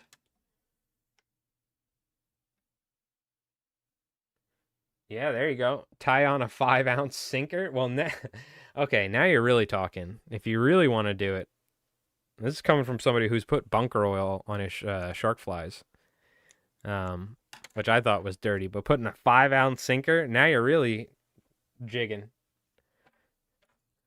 Oh, you'll get it down there. You'll catch them like that. Oh my God, I've never stooped that low, but now you're putting ideas in my head. What if I use like a 3-ounce sinker off Block Island with a fly rod? Problem is, you probably end up breaking the fly rod or something at some point, fighting like a 40-pound fish out in Block Island or something. I don't know why I tied a new tail, but that's okay. We'll use this one. Yeah, you just you need like a quick release. Like if you could set up like an electronic snap swivel quick release to pop off the weight, you know what I mean? This is like the future. And then you have like a live stream camera hooked up above the fly. People can send super chats to like release scent, like bunker oil, or like vibrate the fly like there's like a rattle in it. They're like 500 bits. It squirts bunker oil underwater. I'm just thinking about the future. You know what I mean? Oh God. It's pretty crazy to think though how like popular drones are and how many people incorporate drones in fishing nowadays. I don't. I've never used one, but like guides, tons of people are like using drones and you can like totally just find where the fish are. You know what I mean? It's pretty crazy. It's definitely gonna change fishing the more accessible it gets. You know what I mean? And just look at how much crazy drone footage you're seeing of people like finding big schools of bass on the flats and stuff. Something you might drive by, you know, you could fly the drone, you could see what's going on, and you can get right on the fish. It's funny because like using a drone while hunting is illegal. You know what I mean? I wonder if they'll like implement something in the future, but I don't think they would. I think it's a different sort of thing. I think it's cool. But in the future, like I could totally see fishing just being like technologically taken over. Where it's like what I was saying. You have like mini drones flying around. You like whip out a drone, it like grabs your jig, flies up, and like drops it on the bass. You know what I mean? And then it's like an electronic fishing lure that like vibrates and it's like puts out a like a certain electronic frequency that striped bass pick up via the lateral line. You know what I mean? You could like change it depending on fish species. Like that's the future of fishing. I wouldn't be surprised. And then there'll be some schmuck like me with a fly rod, like hooking myself in the back of the head with a clouser. Yep. See, the reason why we like to fly fish is it's a challenge. Yeah, who knows? It could be wild. We'll see. We'll see what the future is. But drones, I mean, already, I mean, it's just amazing some of the footage that some people are getting with drones. I'm assuming especially like finding like migratory schools of fish and stuff. We were thinking about using it in bunker fishing. You may just think about how resourceful that would be, but then the bunker decided to stop coming inshore. Yeah, that's funny. A 5-ounce sinker. So you got to have some sort of like quick connect clip. You could like pop it off. Obviously, it would need to be not lead. It would need to be made out of biodegradable materials, or you like tie another piece of line and you could pull it back up. That's just for legal discourse. I'm already thinking ahead for the future for copyrights for mass production on this device. So many good ideas I feel like I've come up with on stream. $1 billion ideas, but we're just not there yet. So if you're watching in chat, you're like an MIT grad, you want to come up and code the like remote releasable fishing clip and stuff for like kite fishing and all that. I think they already probably have stuff like that, but on like a smaller version with like micro switches and stuff that can withstand saltwater. I totally see people using stuff like that. Like gin with a 5-ounce jig. I'm really curious though if you use the 5-ounce lure, I mean a 5-ounce weight on a fly rod with a giant fly, like would the rod just break while you're fighting the fish? Just the extra, or like would it snap? You know, because I'm feeling like with just a massive fish, like a 40, 50-pound bass, you have your probably giant, like a heavy leader, like you're probably using like 50-pound or like 40-pound fluoro or something at the end, a short section of that, or maybe like a shock tippet, whatever. But I wonder, would it like break the line? Would your rod break just from like the violent, like when you get close to the boat with that 5-ounce sinker, like in line with the fish? If the fish shakes its head, is it just gonna like cause some crazy like kinetic explosion of the rod or something from it flexing? Who knows? Or it's completely fine. Or you get the fish close, it breaks the line, and that 5-ounce sinker comes slingshotting back at you and hits you in the head. I'm just running through all the possibilities. So in case you decide to do a legal disclaimer, that might happen. You know what I mean? I could see that being like a TikTok clip or something. Yeah, that would have been my luck. Yeah, exactly. Exactly. That's why I don't do stuff like that. Mm-hmm. I would just break my rod. I'm just assuming somehow I'd break the rod. You know what I mean? Just from the added chaos of throwing a 5-ounce sinker on there. I don't know how, but I just feel like, you know, who knows? You'd have to be very careful, probably.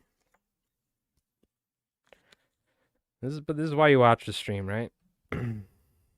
Maybe that's like the new thing everybody's going to be doing is fishing with 5-ounce sinkers with fly rods. Hell yeah. I always be leading or something. They got to come up with like some cool term. At that point, we're just throwing like gulps and stuff on there. You just start using like salted worms and stuff. Yeah, we're going fly fishing today. 5-ounce sinker and a trunk of bunker on there.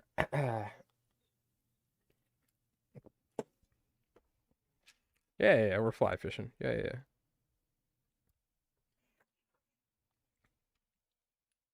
Oh yeah, let's use the tails. What am I thinking?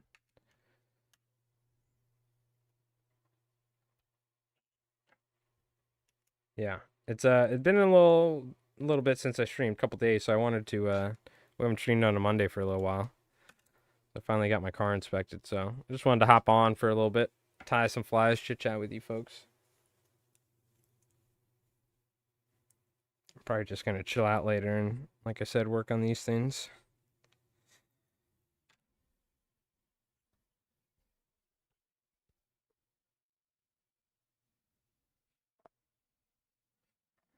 Go ahead and taper this pink here. How many pinks do we have actually? We should probably do 12, so that's 6. Yeah.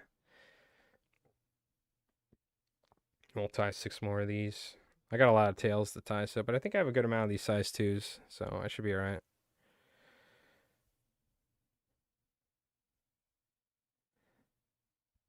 Yeah, this is looking good. You know what I haven't watched in a while? Maybe I'll put on some old Djibouti dubs of their movie commentary. See if I can find a movie to time up perfectly with their commentary for it.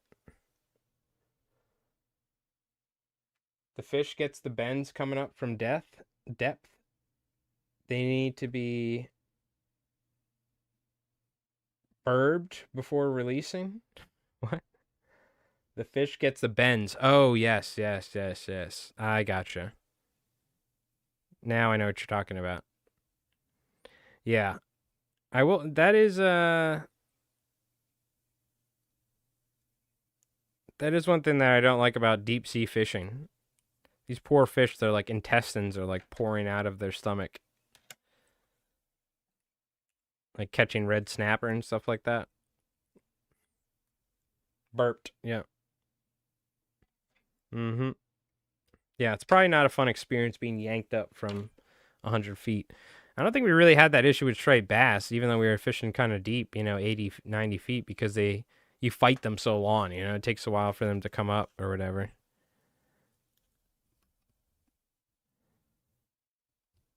Like, I've never seen that issue with bass, you know what I mean? It's just like sea bass and things like that, yeah, that you yank up.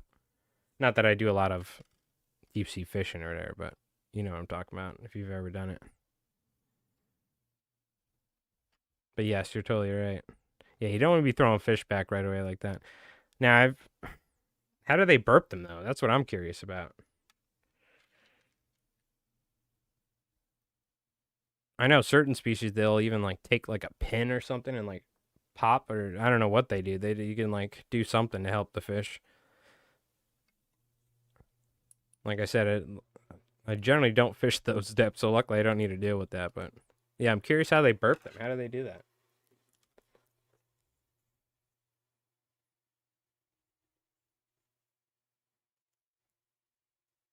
Oh, again, I have tails tied. What am I doing? Use them. I'm like just trying to picture in my head, how do you burp a fish? Little kids got a whack watching Uncle Nick burp the fish. Oh, they squeeze the bellies. Interesting. Hmm. Interesting. Yeah. Well, there you go, folks. You can burp a fish. You learn something new every day. I mean, it makes sense.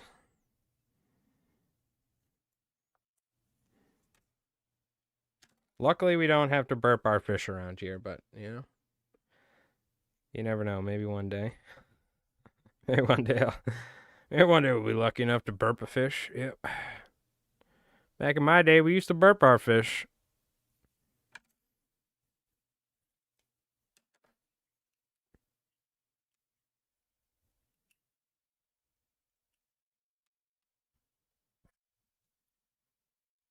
We got 12 of these pink tied up.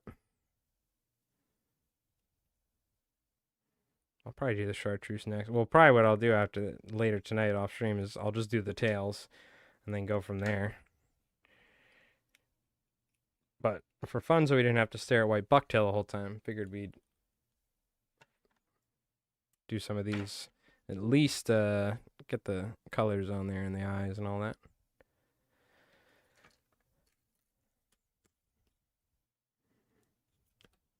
Yeah, we are going to be streaming on Wednesday, of course, so probably either in the afternoon or later in the day, like today. I'll make sure to let you know on Discord. Another good reason to hop in the Discord if you haven't, as well as showing off your fly tying and fishing skills with some photos. What do we got here?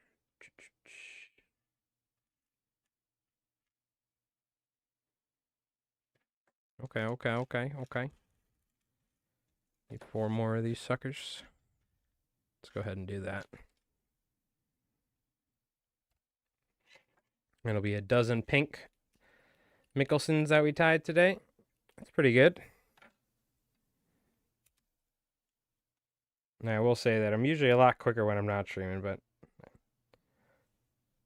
it's always fun to tie some flies and chit-chat with you folks. Not having to go clamming this next week and a half, so I got a lot of time to get some fly tying done and also to stream as well, so that's good. It's been a little while. We should probably try and go do a fishing stream at some point. What we should do. Maybe just try and catch some bass in the bay or something. It's that time of year we start seeing little activity of birds and stuff this time of year out in the bay. Bait starting to move, some fish starting to get a little bit more aggressive, you know what I mean? temperatures are, because it's still hot, but it gets it gets a little colder at night this time of year. You can definitely start to feel the change of the weather even in August. At least this time of year, especially. We might have an early spring run, fall run because of the way the temperature's going. It's been like kind of cold at night.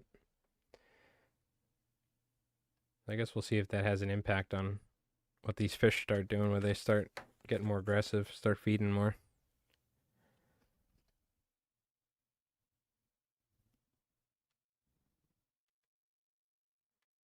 Try and get those eyes right around the front, and you can kind of position them in a way that you can bridge that gap between the where that head kind of slumps down.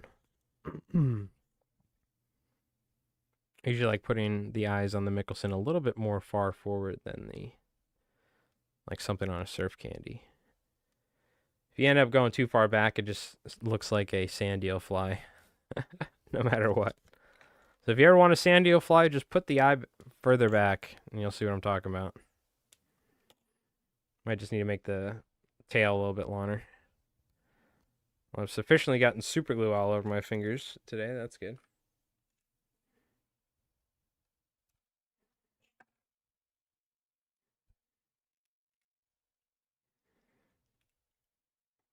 Trying to be better about not getting too much super glue like on my skin.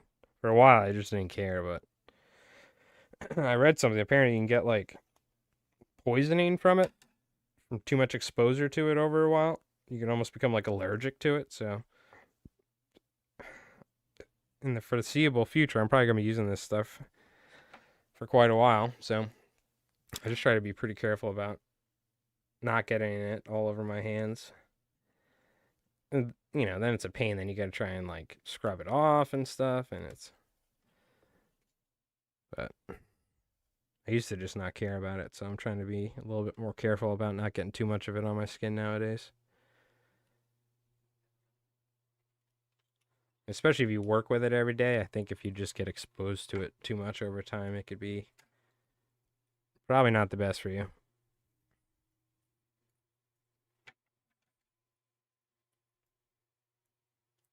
So just be careful with it. I'm trying to be a little bit more careful with it, so probably not that serious, but rather not deal with something like that.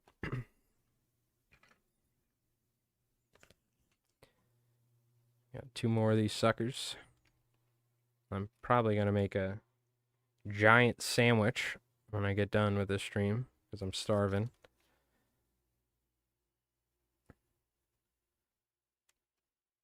Got some pastrami again. I'm a sucker for a good pastrami sandwich. I mean, how could you not be, right? Yeah. Unless you don't eat beef, but coming from somebody that doesn't eat pork, I love pastrami. Salted beef, hell yeah.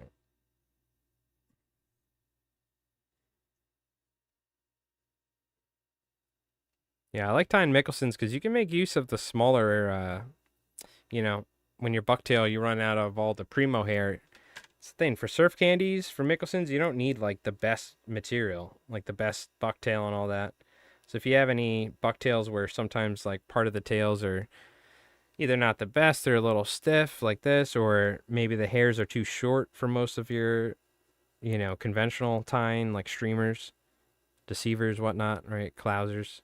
You can save that for these sort of things and it works pretty well. Doesn't need to be the best bucktail, so. One thing that's you can be careful about, you can always whip finish if you really want to be careful, but you can pop that thread and you can knock all of it off while you're wrapping this forward, so. I'm pretty good with it. Every once in a while it happens, but you can always do this before you wrap forward. You can just throw a whip finish on there because it will kind of screw you up if you knock all that thread forward and that bucktail comes loose. Put up some pics? All right. Yeah, well, I'll take a look before the end of the stream. Catch up on the fly tying and fishing pick on the old Discord.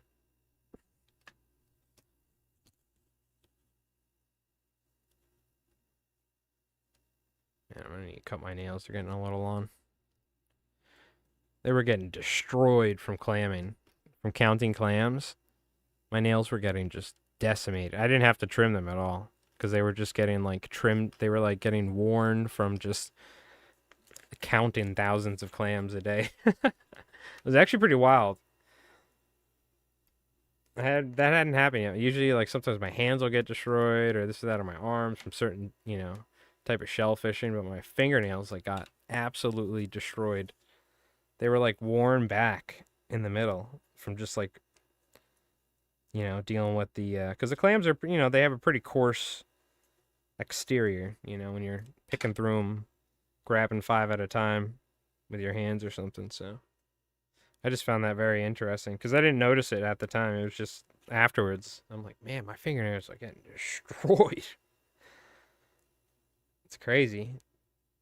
It could also be there's a lot of like broken shell and stuff like that. You end up cutting your hands a lot and this and that. You gotta be careful about that as well because there's stuff called Vibrio. Luckily, where we're harvesting shellfish, there shouldn't be, but there's still a possibility handling shellfish with cuts on your hands. You can get it, and that's the same thing that you can get from eating bad shellfish or shellfish that's illegally harvested somewhere and not properly kept at the right temperature. The longer, this is it goes. If you harvest clams yourself, don't leave them in the sun. Put them on ice. Don't put them in like water, like fresh water, because they'll die. But you can put them on some ice or something like that, or in a cooler with like ice packs or whatever. But you don't want to leave them out in the sun because that's actually how you can get very ill. It's like a deadly virus you can get or something. I think it's a virus or it's some sort of whatever disease or something.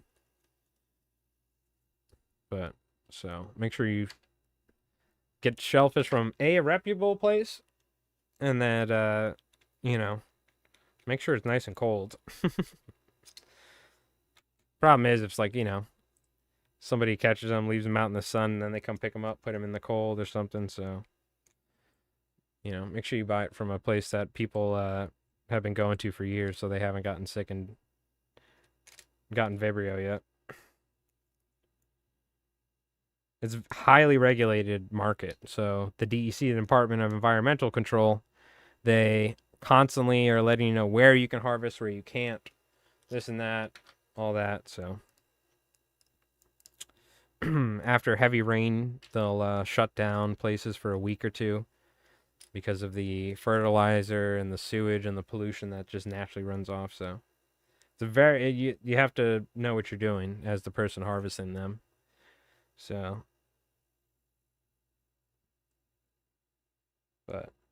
that's just a little tip in case you guys go out and catch clams and stuff like that. Make sure you're catching them in places you're allowed to. If it says you can't harvest shellfish there, there's a reason. It's because you might get sick and die if you harvest shellfish from there. So, because we have signs, they'll be in like English and Spanish. Because sometimes people will go, they don't know. They're like clamming like by like a sewage outflow or something. You're like, yeah, there's big clams there. There's a lot of clams there. It's because there's so much nitrogen.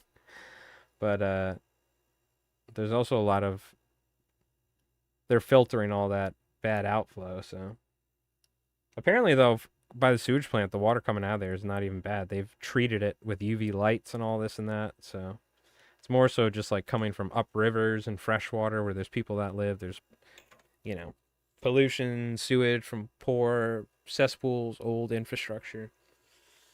Anyways, you guys heard the news a million times from me, but I always like to preach from my soapbox. Be careful,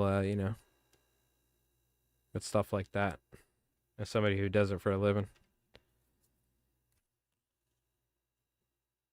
Friendly reminder, don't leave your clams in the sun. Hey, Gabe. You're back, eh? Yeah, we're probably going to wrap it up here. I just wanted to hop on and stream for a bit. We got a dozen Mickelsons tied up. Oh, what we should do is we should glue this. Let's glue this up. So for anyone that's wondering, how do we finish this fly? Now, I do have a video, the epoxy, Mickelson epoxy baitfish video you can watch here on the channel. But yeah, let's glue one of these up, being that we tied them from start to finish. Then I'm going to go make some food and stuff, so. Very happy though, very happy. Got my truck inspected, God bless. Now I got to start working on my boat trailer. So I have a lot of fly tying to do. Um, being that I'm not clamming for the next couple weeks, so I'm gonna be doing all this, trying to catch up with as much as I can, and trying to get as much stuff done.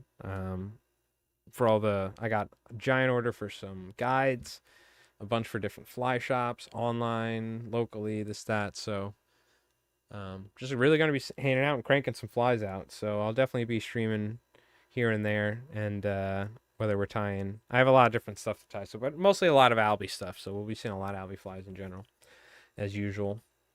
I need to ship out the, I got a couple Friday fly giveaway stuff I need to ship out. So, but let's glue this up. I'm just letting this resin pour down. This is a old bottle. This is one of the reasons why I got a new one, because it's a pain. You kind of, when they get low, you gotta let gravity do its thing.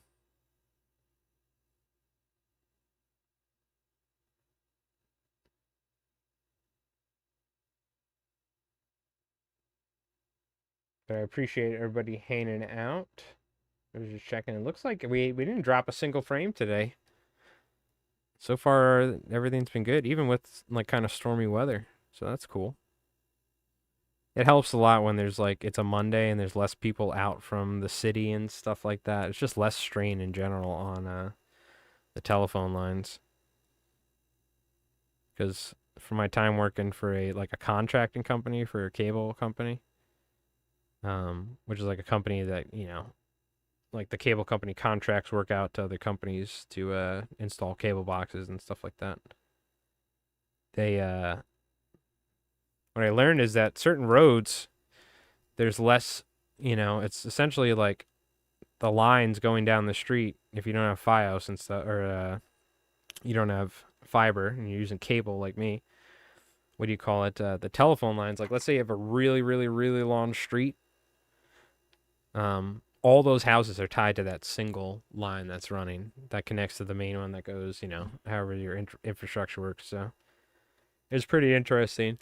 But one thing I've noticed is when there's a lot of people, there's like people that come out for the summer and stay on the weekends at houses around here, and you see there's like 30 people in the back area, and they're all like hanging out and probably on their iPhones.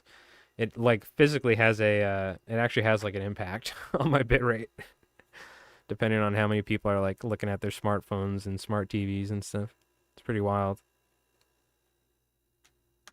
A rainy Monday though, on August 12th. Hell yeah, we got some good bit rate today.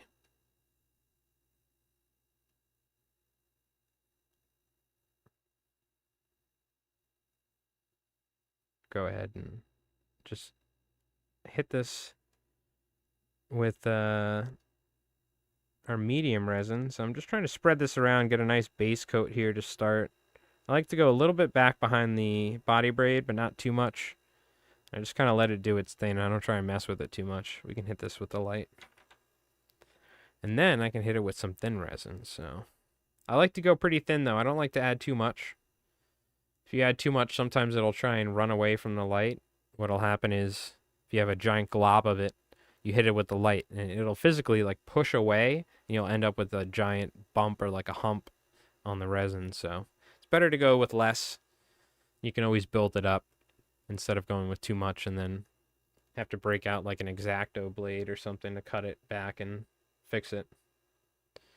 Which is a little trick I did learn. You can take like a razor blade or some sort of like, you know, a X-Acto knife you use for like crafting terrain, for instance, like I do. You can actually cut it back, and then if you ever have a crack or anything's ever damaged with the UV fly, let's say it's used, you can actually reapply resin, and it blends together so well that you almost wouldn't even know that it ever got damaged or something. So you can always fix your flies. You know, if you smack a chunk off of it while hitting it up off the side of the boat, or if you do decide to like fix a some resin that rose up and what do you call it, that ran away from the light. If you ever put too much resin on there, you know what I'm talking about. You'll experience it. Especially, maybe one of the other things is that this is like a 3.8 watt UV light, so it's just very, very powerful. It could be that in combination with a lot of resin, is that it physically causes that. But I'm almost certain you can do it with a smaller light too, but this is such a high intensity that it cures it quickly that maybe that's one of the reasons why that happens. I'm curious actually now. I need to borrow someone's like less powerful UV light. This is the Loon UV Mega Lamp or whatever, rechargeable one. It's really nice for like commercial fly tying. They usually break after like a year or something, but I'll just get a new one. Because they hold a charge pretty good, and you can just use like a USB charger, which is pretty nice. No way I'm using batteries. That would be such a such an environmental waste and just a waste in general money-wise. So I really like the rechargeable lights, I gotta say. They do work pretty good. I mean, this thing's battle scarred at this point. The first one went bad. I messaged them. They did send me a new one after like a year or under a year. So shout out to Loon for that. I had issues with Loon resin and they never responded. So they redeemed themselves with the light, but I still don't use their resin. No ill will to the Loon team, but so there we go. Let me get a zoom in here. There's our epoxy baitfish. We got ourselves a Mickelson. You could check that thing out. You can see that pearl body braid on the bottom. I just love that. It looks so nice. Got that pink over white. Nice and simple. You can see that flash boo on there, that ribbon. So it's just a very simple but effective fly. It's a fun fly. And you don't, I could add a little bit more resin. Maybe I will. A very light coat of thin to even it out, but that's good enough right there. So we don't want to add too much. We're trying to keep that nice slim profile as well. Very simple fly. Shout out to Glenn Mickelson. Awesome fly tire here on Long Island, creator of this fly. One of my all-time favorite fly tires, being a local. So yeah, let's take a look. I'm going to take a look at the Discord here in a sec. Make sure we hit that with the light. Cover that up so we don't end up getting resin all over the place.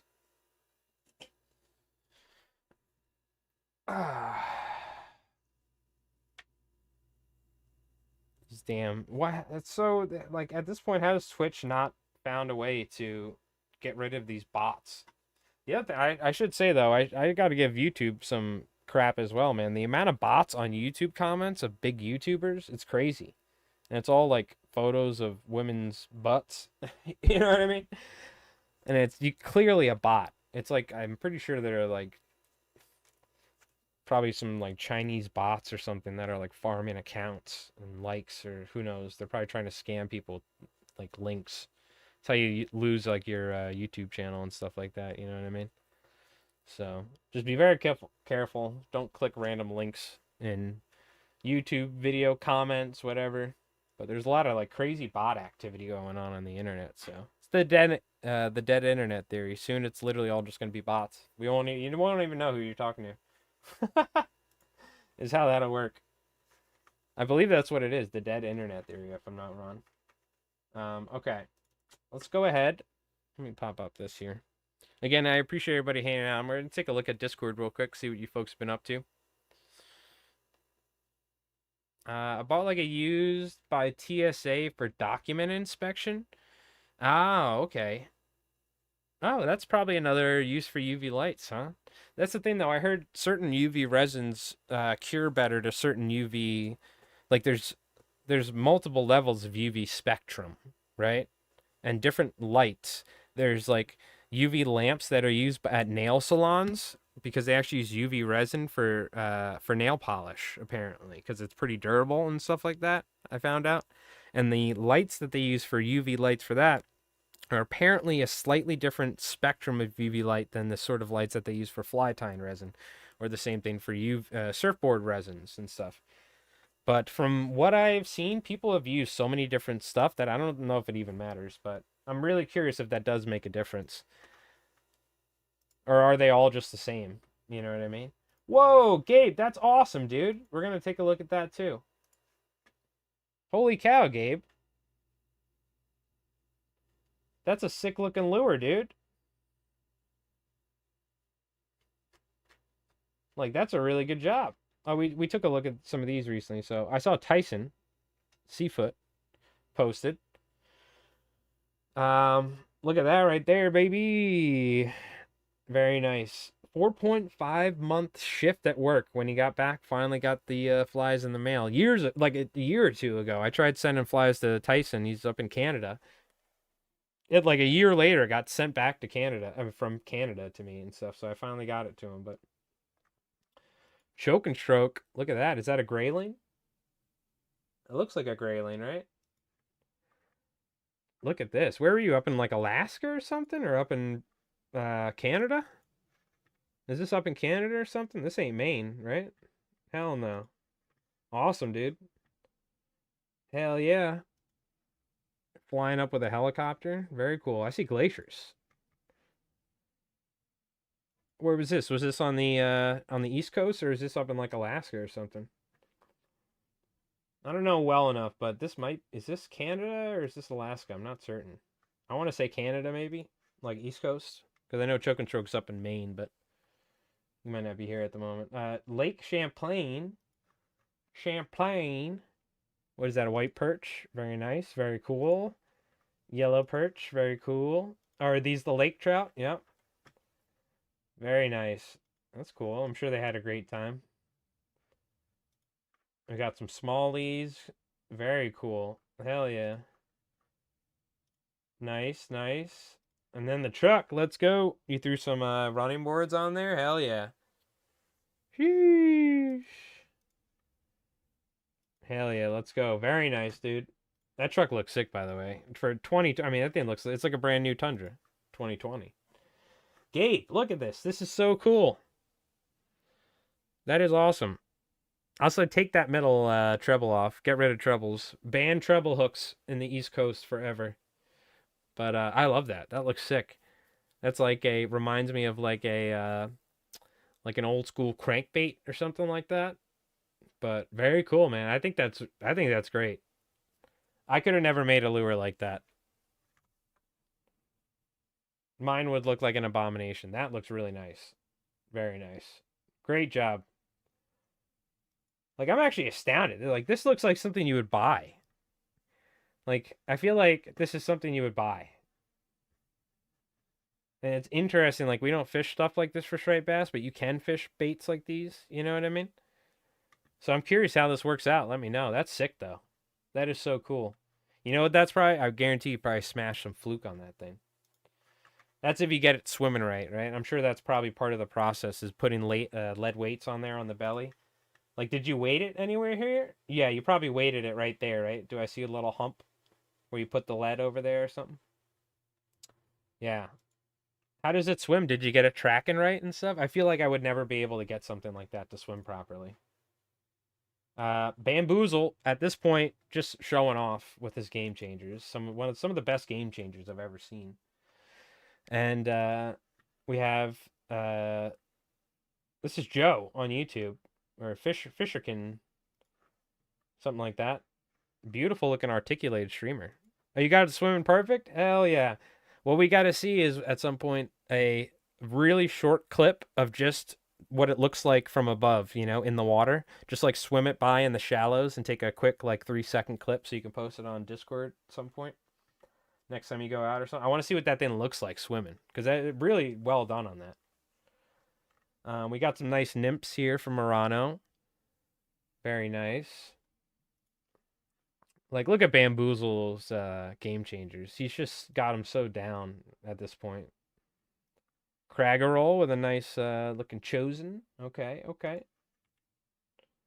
Those are all the flies you forgot. And then we got some nice little shrimps.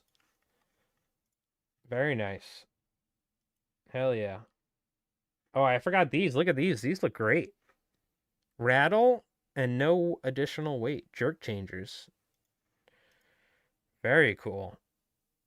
Beautiful. Yeah, Bamboozle ties amazing game changers. I love them. I always love seeing them. I'd rather fish emergers than dries. Okay, okay. Oh, look. I missed this deceiver. This looks great. Great job, Joe.